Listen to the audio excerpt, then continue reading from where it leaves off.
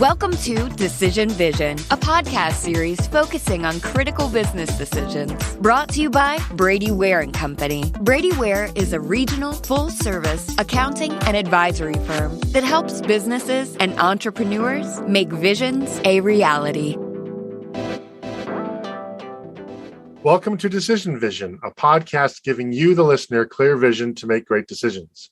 In each episode, we discuss the process of decision-making on a different topic from the business owner's or executive's perspective. We aren't necessarily telling you what to do, but we can put you in a position to make an informed decision on your own and understand when you might need help along the way. My name is Mike Blake, and I'm your host for today's program. I'm the managing partner of Brady Ware Arpeggio, a data-driven management consultancy, which brings clarity to owners and managers of unique businesses facing unique strategic decisions. Our parent, Brady Ware & Company, is sponsoring this podcast. Brady Ware is a public accounting firm with offices in Dayton, Ohio, Alpharetta, Georgia, Columbus, Ohio, and Richmond, Indiana. If you would like to engage with me on social media with my chart of the day and other content, I'm on LinkedIn as myself and at Unblakeable on Facebook, Twitter, Clubhouse, and Instagram. I also host a LinkedIn group called Unblakeable's Group That Doesn't Suck. So please join that as well if you would like to engage. So today's topic is, should I overhaul my LinkedIn profile? And I'll be very candid with you listeners. I wasn't necessarily planning to do this topic. It's not something that I sort of woke up and said 3 weeks ago, I got to do this topic. But then last week, I heard our guest speak and I attended her webinar, and I was just blown away by how good it is and how informative it is. I say this from the perspective of somebody who's been on LinkedIn for quite a long time. I actually generate a lot of business over LinkedIn, thankfully, and develop a lot of important relationships over LinkedIn. And nevertheless, I thought I was pretty good at this stuff until I heard her speak. And then I realized, oh my God, I'm probably leaving all this business on the table. And I didn't want to keep it to myself, frankly. And so I wanted to bring her on, and thankfully she agreed to do so. And so it is my pleasure to introduce Angela Dunz, who's founder of Cowgirl Creative Consulting. And we're going to learn why Cowgirl in a second. But they're inspired by the spirit of adventure and grit that both cowgirls and entrepreneurs have. It takes speed and agility to get your ideas to market. Safety and success for horses is in the herd. More eyes, more wisdom. Small business is the same. Together they thrive and create rich communities of collaboration and innovation. Small business is the backbone of what carries great communities. They have the grit and spirit to shift quickly in response to changing needs and conditions. They have the boots on the ground ability to address short-term situations and the vision and creativity to shape the future. Cowgirl Creative Coaching helps their clients see beyond what they think is possible. Angela works with coaches, consultants, and small businesses building a personal brand and business development using LinkedIn. What does that mean? Establishing a strong brand, building your networks, expanding your influence, increasing opportunities, strengthening referral partnerships, and discovering new ways to reach your ideal audience with connection and content strategies that get results. Angela's personal mission is to change the awkwardness of self-promotion to an act of service. Angela is a former high school rodeo champion. We have never had a rodeo champion on this program, and this is podcast number 174. She is a rock climbing guide and a current NFL fan, and she's a big fan of the Packers, a team that broke my heart as a Patriots fan back in 1996. She is also the author of Conversations with Skunks, hashtag LinkedIn Badass, which I just love. LinkedIn Badass, Angela Dunz. Welcome to the Decision Vision podcast. What an intro that was. And thank you so much for the comments about the webinar, Mike. I find that to be true about a lot of people. We don't know what we don't know if we don't stay on top of things. Well, it really was just fantastic, not good, great. And, you know, LinkedIn is now such an important tool. I think the pandemic certainly underlined how important social selling is. I'm going to use Brandon Lee's term, who was a guest on our program about 20 weeks back. But, you know, it's such an important tool. And you know, it starts with your profile, doesn't it? I mean, that is sort of your shingle. That is sort of the doorway into the restaurant, so to speak. Yes. That is where you start to make an impression. So if somebody Googles your name, the first thing that's going to come up is your LinkedIn profile. So often their very first impression of you is whatever they see on your profile. And you only get 5 seconds before they decide, yes, I want to look further, or no, this isn't the person. So, there are, of course, skeptics out there of social media. There are skeptics out there of LinkedIn. Make the case that LinkedIn is so important today. LinkedIn is the smallest social media platform out there. The smallest. I didn't know that. They are about 15 times smaller than YouTube. If you take all the traffic driven by social media put together, more is driven from LinkedIn. 52% of all social traffic to websites comes from LinkedIn, the smallest platform. HubSpot does not even include LinkedIn in their top 10 platforms for social media. It's too small. And so that enables you to stand out, I guess, right? And it truly is still fairly business focused. So we're going to get to that a little bit later if we have time, right? But it still is pretty business focused. It is. Personalization has definitely changed the way we look at professionalism, and communication has changed a lot in the news feed. But the reason why driving traffic to your website or a calendar link is so important is because when we're on LinkedIn, we have that I will not be sold to face on. And so driving traffic to someplace they're more likely to make a purchasing decision is really what you want LinkedIn to do for you. So, and I'd like to talk about what LinkedIn can do for me and I know we're talking about profiles, but I think we also have to make the case that LinkedIn is an exercise worth doing before we talk about investing in the profile. And I think LinkedIn sort of gets a bad rap, and I'm sure you've heard this a million times. I have, I've been on LinkedIn for 6 years. I've never gotten a bit of business on it, right? Well, what have you actually done with it? Nothing, but I've never gotten any business. So therefore it's a waste of time. And I know you coach a lot of clients in this. So what is a realistic set of expectations for what LinkedIn can do as a business development tool? It's not exactly, just sort of hang out set up your profile and then just sort of, aggressively wait for the phone to ring or emails to pop up, right? Right. So, and that's an excellent question. But statistics say that 72% of your potential referral partners and prospects look at your LinkedIn profile first. So number one use is attraction.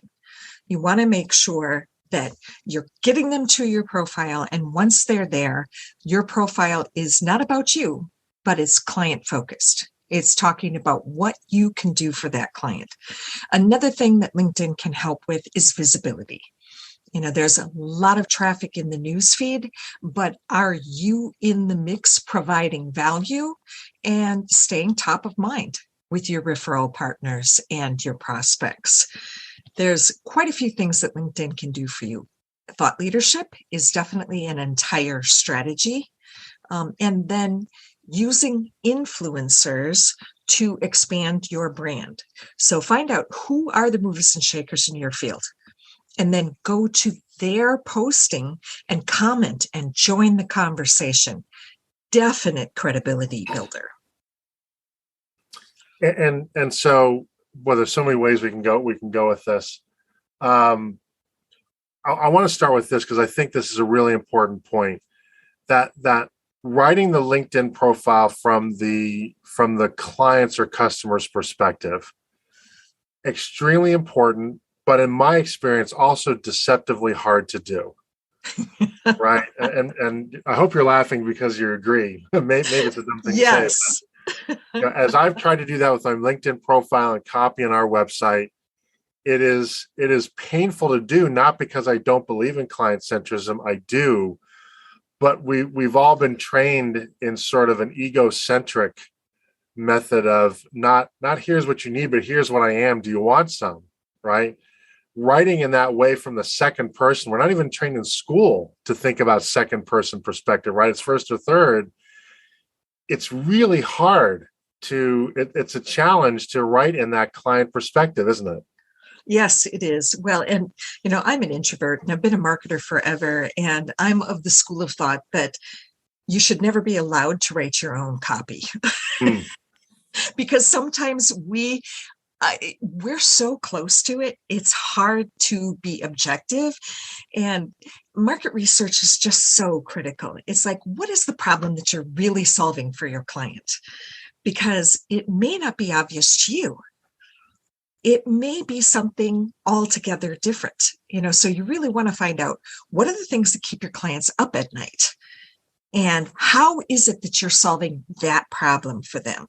Your LinkedIn profile is not about you until you can communicate clearly to your client who is your client, name that audience, and then number 2, tell them what results you can bring for them and what problem you're going to solve for them. That's really what it's all about.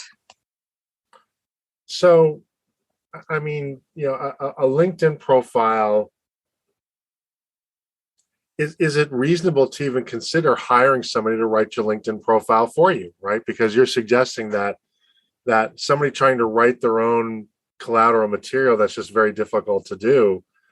Does a LinkedIn profile rise to the level of potentially even outsourcing that copy? Well, and it really depends. That's an awesome question, and it's one of those things where it depends. Okay. I work jointly with my clients on writing that profile. So it's something that we craft together. And I sort of trick them into the kind of copy that's going to be client focused with a writing activity that I have them do. And they don't even realize that it makes it easier for them to start talking about the problems that they solve. And then we incorporate that into the about section. So the about section, that very first paragraph really has to be client focused. And I have 2 ways I like to have people start that. You either use some qualifying questions so that they can say, oh yes, that's me. Or you tell a story. What was the challenge that you solved for somebody? And what were the results that they were able to enjoy because of working with you? Anybody can read themselves into a story, and stories are memorable. And that's sort of next level writing, right? I mean, frankly, not everybody can write a story to begin with, and then it's a joint project. Yeah. So you've actually started to answer the next question, but I want to make that explicit. Is the name of the game on LinkedIn to position yourself as the best at what you do, or simply differentiated in some way? Great question. And I really think that, I'm of the school of thought, again, that there is an unlimited number of people who want to work with you. I'm not taking business away from somebody else by attracting business to me. What LinkedIn is really good for is, what is your special something? Now, I belong to a networking group that has 4 immigration attorneys in it. And a lot of people would say that's insane, but they each work on different pieces of the pie. One of them works on people who want to get married. And that's very different than people who are trying to get visas. So you really want to say, there's lots of LinkedIn consultants. One of my specialties is optimization. So if what you're looking for is more inbound inquiries and people finding you for the right thing, then I'm the person you want to talk to. Now, if you're a job seeker, I'm not going to be your best bet. There are other people that are much better at that. So it is a little bit of, it's 2-pronged, Mike. You want to make sure that people are creating an emotional attachment to you, that you're a real person, and you're very clear about what your specialty is. So we're going to switch tacks here, because one of the challenges of all social media platforms, and LinkedIn is certainly no exception, is that their algorithms will change periodically, right? And some would even argue, just you think you got the thing figured out, bam, they're going to change it up on you, right? when LinkedIn but at least LinkedIn is fairly good about announcing major changes to its algorithm, right? Places like Facebook/Meta will just sort of do it, then you got to figure it out. When LinkedIn makes an announcement like that, should that prompt all of us to run back to our profiles and make sure that it's now consistent with what the algorithm is going to find? Well, and that's another question where the answer is it depends. So when they did a major shift on algorithms for the news feed and about a year ago, and one of the things that they had been doing is if you reshared third-party articles like Harvard Business Review or Inc., it was not going to get as spread around as something that was original material. Yep. Now, Harvard Business Review and Inc. said, hey, you attracted us exclusively to post our content on your platform, and now you're penalizing us? They said, that's not playing fair. So they evened the board. So I told all my clients that are sharing content, go ahead and share third-party articles now, because you're going to get the same juice that you do from original content. So yes, adapt to the changes with that. Now, the way profiles are served up in searches doesn't change significantly. Where the algorithms change the most is definitely the way content is served up in the news feed. And that's someplace where you do want to anecdotally observe what's going on and adapt to those changes. But I wouldn't say, every time something changes, run out and change your profile significantly. Okay. So LinkedIn in the last year, I believe, I think it was late last year, introduced something called creator mode. And has creator mode changed either the opportunities or at least best practices in terms of how we position our LinkedIn profiles? And if so, how? I don't think it's made that big of a difference, to tell you honestly, because for all the people that I do social media posting for, I kept all kinds of KPIs on exactly what was happening with their profiles, and I did not see a significant change.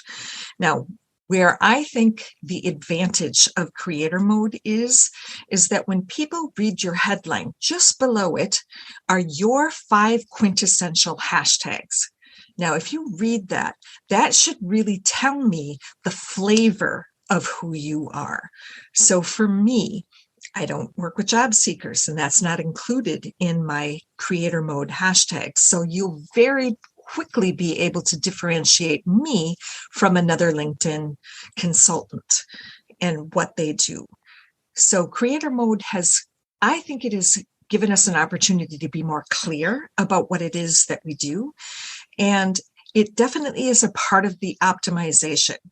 If somebody uses one of those search terms to find you, you're going to get served up preferentially for that specific hashtag or those keywords, either way. So there are 3 places in the profile that are more heavily weighed for keywords: headline, creator mode, and the skills section. So that's where you really want to focus your optimization efforts. So let's sort of open the floodgates here. In your mind, what are the most important best practices for creating and maintaining a great LinkedIn profile? Get some wonderful optimization and use every single one of the pieces and parts of the optimization. That is going to increase your inbound. So any keyword that's anywhere in your profile for something that you don't do any longer, find a way to change that so that you're found for the current things that you do by the right people. So the optimization would be the number one thing that I would work on for someone. Second thing that I would think about is... Can I pause you there? Because I want to ask a follow-up question on that. Sorry to interrupt, but if I don't ask you now, I'll forget. When you describe optimization, it sounds a lot like web page optimization, SEO optimization. Is that a fair statement? And if so, is building an optimized LinkedIn profile, and I've sort of touched on this before, but I think it's worth coming back to, is the sophistication around LinkedIn search engine now becoming such that that there may be a cottage industry, just like there is for SEO and web page optimization, of optimizing your LinkedIn profile. Because this is starting to seem like a lot of stuff that's away from the pay grade of the typical, outside of the realm of technical capability for the typical LinkedIn user. It is a fair analogy. I mean, I try to explain to people that LinkedIn is kind of like an internet inside an internet, because they have their own formulas for how people are served up in searches. Now, just like SEO, it's a very complex formula. Density. Do you have media and video and photos and infographics incorporated into your featured section and your work experience? Those are really big pieces. If you imagine your LinkedIn profile as just words, text, the crawlers don't care about that so much. It's looking for density. Do you have video there? Do you have chunky stuff that are going to be so much more attractive to the crawlers, and you're going to get served up more quickly? So it is a complex formula. And you're right. It is something that, I have a friend who schedules an appointment with herself once a quarter to work on her LinkedIn profile. And that's one of the first things that she does.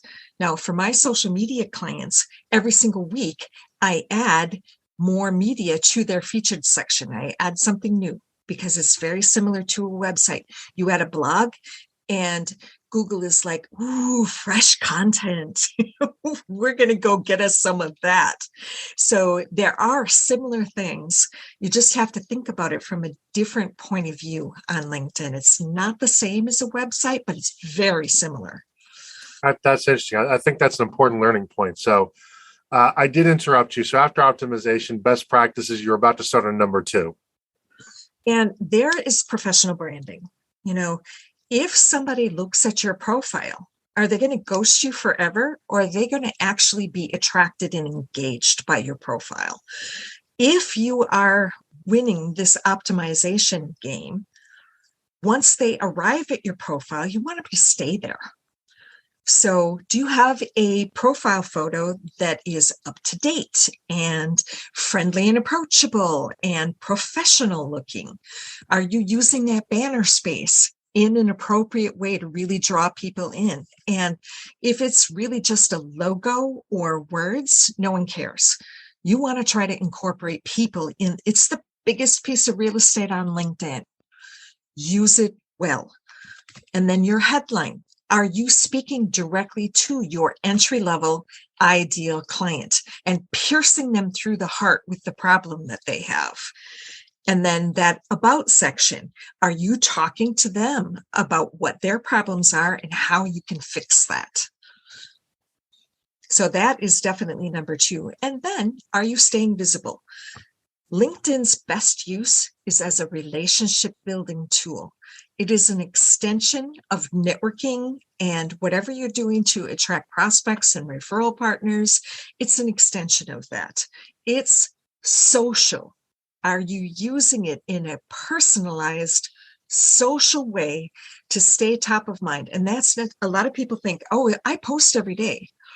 Well, if it's generic posting, no one's paying any attention.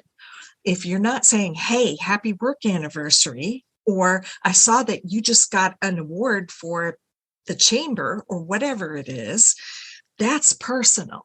Posting every day is not personal. Well, and again, it's also egocentric, right? So when you post every day, that's transactional, but when you're engaging with somebody else, that's relationships. Yes. Yes. So we talked about the good. Let's talk about the bad. What are some things that are just obvious LinkedIn profile killers? Things you look at and you just say, oh my gosh, that's just a minute of my time I'm not getting back. Well, my biggest pet peeve is the people who are extreme extroverts, and it's just all about them. You've got their profile photo and their banner has 6 more pictures of them. Those are usually pretty much a killer. I just won this award and I just appeared on TEDx and all of that. The killers are really talking about yourself. I think that the pandemic has changed LinkedIn forever.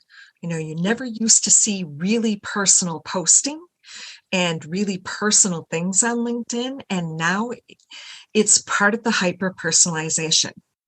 So you really want to be careful about how far you go into the compassion and empathy and speaking directly to your ideal client, but you also do not want to be egocentric and bragging about everything that you do. The focus is, are you adding value to that person, or are you wasting that 1 minute that they spend looking at your profile? Is there a resource in the featured section that's actually going to be something that either inspires them or educates them or causes them to take some sort of action? Those are rules of thumb that are really good for, are you wasting people's time, or are you actually engaging with them? And you bring up a really interesting point, and I'm intrigued by how you link that to the pandemic. That doesn't mean that I'm arguing with you at all. Just I hadn't thought that through. But I have noticed in the last 6 months to a year, and it may be happening longer, but this is just my noticing it, that LinkedIn is kind of becoming a little bit more Facebooky. And you're seeing people share things that border on TMI. You're seeing people that are now more willing to share political views, which to me, I think is putting a fork in a toaster while standing in a rain puddle. They have no place on LinkedIn, in my opinion.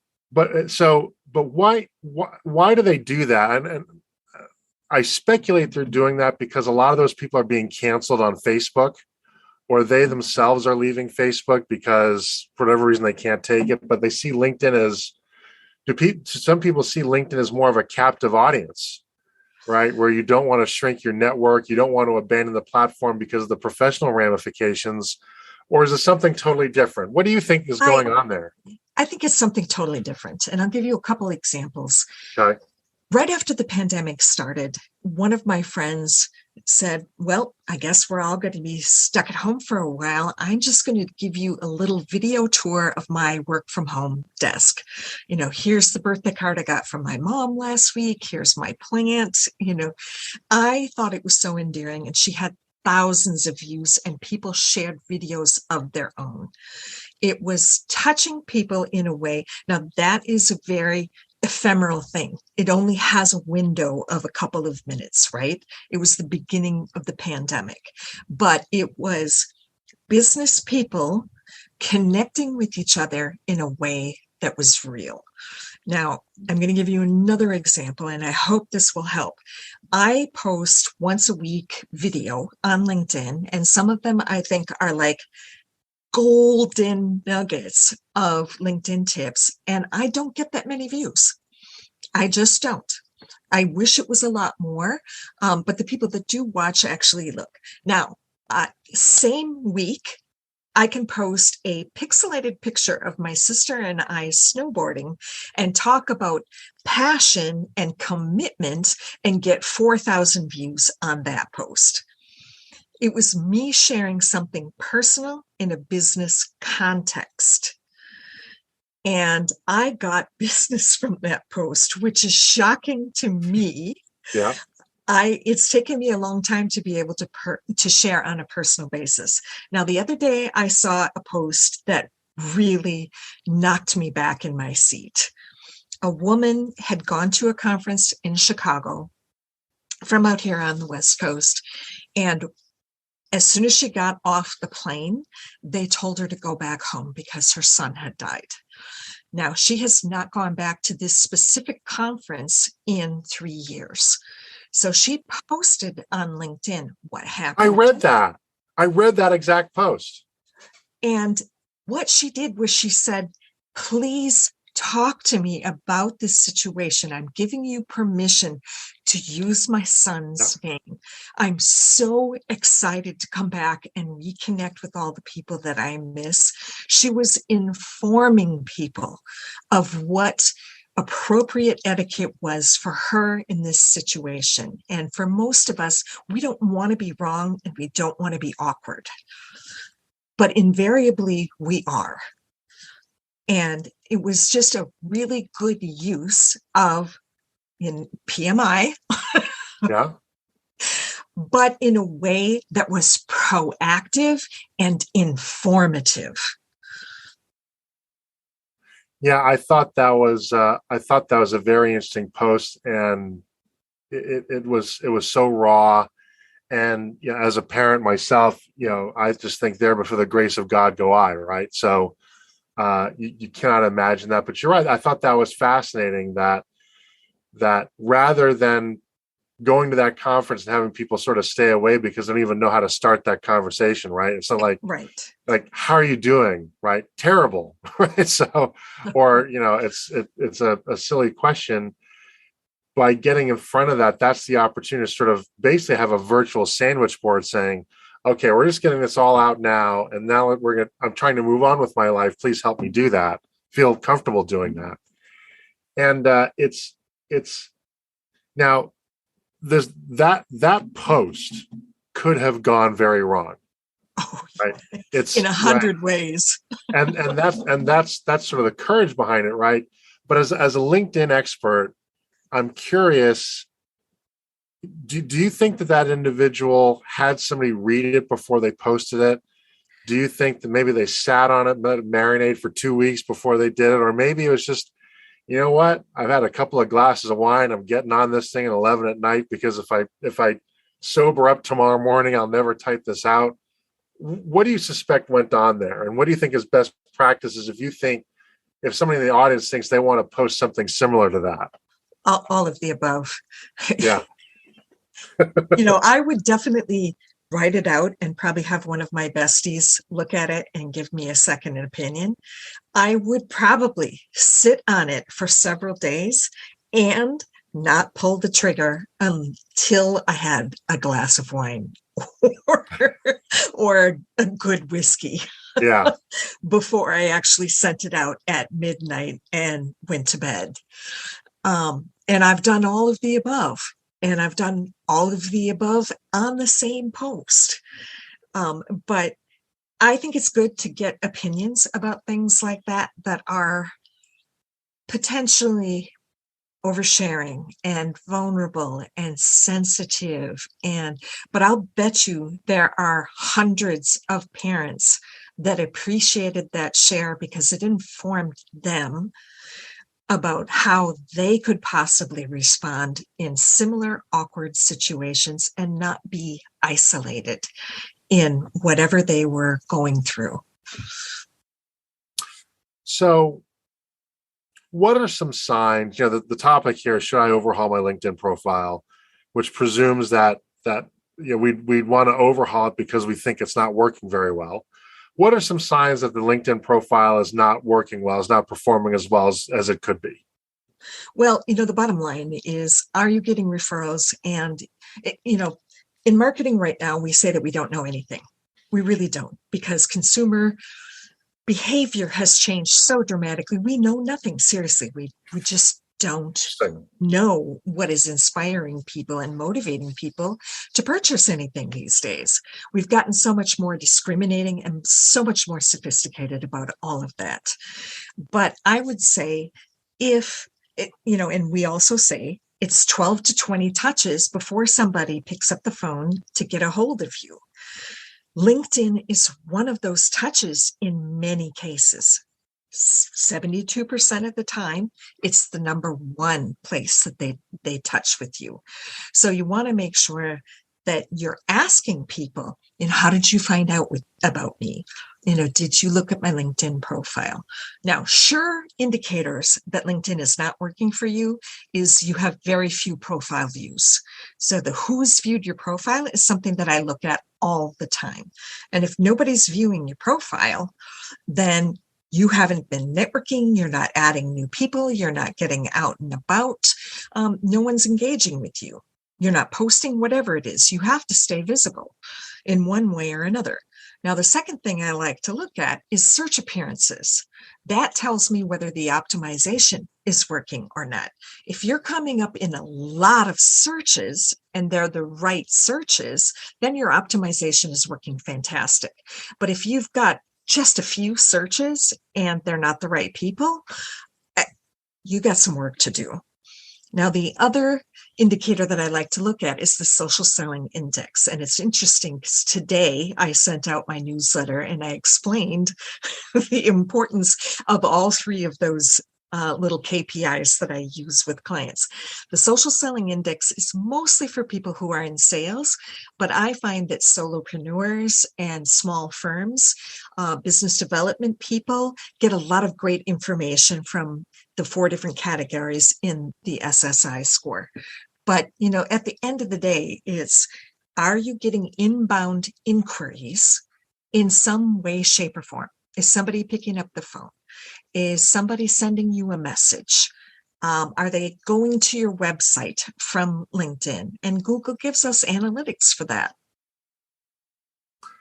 And you brought something up here that I think I want to make sure that we hit because I think it's important. The LinkedIn profile is a keystone to a larger strategy, right? I like to call it the centerpiece. Okay, the centerpiece. Great. We'll use your term because you know more about it than I do. So it's important that to understand the limitation. The LinkedIn profile could be awesome, but if there's no other activity behind it, right, it's unlikely to generate a whole lot of results. It's part of a broader commitment to the platform itself, right? Yes. And, there are so many different ways to look at the LinkedIn profile. For attorneys, their end users, the client, usually don't come to them directly, right? It's usually a referral from another attorney. And so for them, I have a different strategy than I do for coaches because they just need one that's adequate, that really lets people know, hey, I'm credible, I'm a leader in my field. So when the client actually looks at their profile, that they're not being repelled. They're being attracted, or they at least say, oh, he's adequate. He's been recommended to me, so it's going to be okay. Now, a coach is a completely different situation. They have to establish immediate rapport and have that person know, like, and trust them well enough to put their vulnerable self in a coach's hand to solve a specific problem. Now, I think, let me rephrase this. My observation is I think LinkedIn as a platform is becoming a bit spammier than it has been in the past. I'm receiving more connection requests, more in-mail, more, frankly, people that I have to block because I don't, it's okay if you want to sell to me, but at least be honest about it. Don't tell me how interesting I am, connect, and then start to sell me your whatever. So, do you see the same thing? And is there anything that you can do to your LinkedIn profile that might deter spam? There isn't a lot that you can do to deter it, other than what you mentioned is the blocking, and I applaud you for doing that. They are repeat offenders. These are very aggressive people. Now, LinkedIn last year limited the number of invitations that can be sent in a week. It used to be 100 a day. It has been reduced to 100 per week, per profile.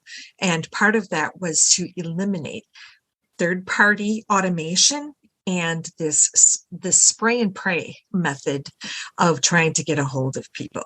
Now, I think that everyone should have a connection strategy. So if you take 5 seconds and you look at who it is that sent you an invitation and you think that they're going to tell you, I'm going to make you a 7-figure coach within the next 9 weeks, it's an automatic no. But everybody should have a connection strategy. If they're not a potential client or referral partner or just an influencer in your field, then it's a no. And blocking them is very helpful because if somebody gets X number of blocks, and I believe it's 10, they get their profile pulled for 3 days. They go in LinkedIn jail. So by taking the time to actually block some of these repeat offenders, you're doing all of us a favor. Okay. Well, good. I'm glad I'm contributing to the common good by doing that, because I do like blocking people that annoy me. So let me ask you this question. This is probably going to be it depends answer, but that's okay. I've found that one of the stronger features or more useful features of LinkedIn is the LinkedIn Navigator program, because I can see who's visiting my profile. It ain't cheap. $80 a month is not an inexpensive investment. But on the other hand, for me, I find just knowing, in terms of KPI, and then if there's somebody that I could actually actively follow up on, it's worth the price of admission. But I'm curious what you think of it as a true LinkedIn expert. Sales Navigator is, if you are a sales professional, it's an absolute must. There is no stronger tool for sorting through things on LinkedIn and really drilling into a specific industry, a specific type of relationship. When I used to teach sales training, I would say, go back to anybody who lists someplace that you used to work at as one of their former places that they worked. You've automatically got a connection. You have a permission to speak to that person sort of situation. There's so many strategies that are so successful once you make the investment for Sales Navigator. Now, Sales Navigator is not a CRM. You want to use it in conjunction with something that really helps you sort through your different buckets of ideal clients and where is that person at on the client journey. So those are really helpful tags and things that you want to use to segment your lists. But there is no stronger tool than Sales Navigator. Now, it's my observation that LinkedIn, like almost every other social media platform, is increasingly promoting video content. For whatever reason, they're doing that, and I'm not a social media expert. Tell our listeners, is there a way to actually integrate video into your profile? And is that if so, is that a worthwhile undertaking? Yes. And there are a number of ways that you can do that. Actually, I think it's 2 years ago, you can actually add a video to your profile photo. And you could say, welcome to my profile. And, I'm so glad that you're here. And please make sure that you read my about section or something like that. It's a 30-second. I think it's actually 29. Okay. And you can only do it on your phone. So that is one excellent way to include video. It adds some chunkiness to your profile. The other way is I really encourage people to add video to their featured section and add it to your posting, add it to your work experience. It's just like a welcome video on YouTube. You want to let them know who you are, who you work with, what you're all about, and what problems you solve. And video is the fastest way to know, like, and trust. I love it when clients come to me and they say, I watched a couple of your videos because I know that appointment is probably going to be a slam dunk. They already trust me. They've already decided that the way I think and the way I operate is going to resonate with them. So I want to switch gears here. I think my sense is that one of the most overlooked components of the LinkedIn profile is the background image. And I think part of it is that it's actually not all that easy to put a background image in, right? There are licensing issues. You got to have the exact dimensions of the photo correctly. I mean, it takes some effort. Is it worth the effort? It is more than worth the effort. It is one of the most converting pieces of your LinkedIn profile. And best practices for that is pictures of people. And interestingly enough, the SSI score, one piece of that is, are you using that banner and are you using it well? So LinkedIn themselves thinks that is important enough to put into their social selling index. And it is the biggest piece of real estate that you have on LinkedIn. That is your first opportunity to create an emotional connection with your ideal client.